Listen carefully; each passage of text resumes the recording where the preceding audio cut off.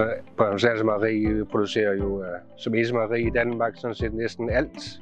Konsummælk, is, ost, Danablu, skorpefri oste. Vi har jo investeret i en stor ny pakkelinje til vores trekantede Danablu oste, hvor vi så fik en kautonage del til sidst. Før i tiden stod vi og lavede håndpak, og det blev tjekket fysisk, og det var de sådan set rigtig, rigtig dygtige til. Men i takt med, at vi fjerner det menneskelige øje, så skulle vi have noget erstatning.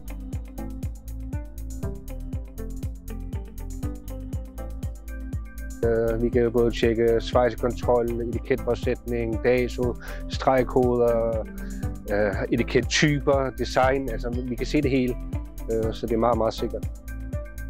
Selve brugerfladen er nem, og når man først lærer systemet, så er det utroligt simpelt at oprette et nyt item ind i maskinen, altså med hvordan det ligger etiketten, hvordan skal den se ud osv. Vi kan køre meget hurtigere, mere sikkert og med færre mennesker og levere et kvalitetsprodukt.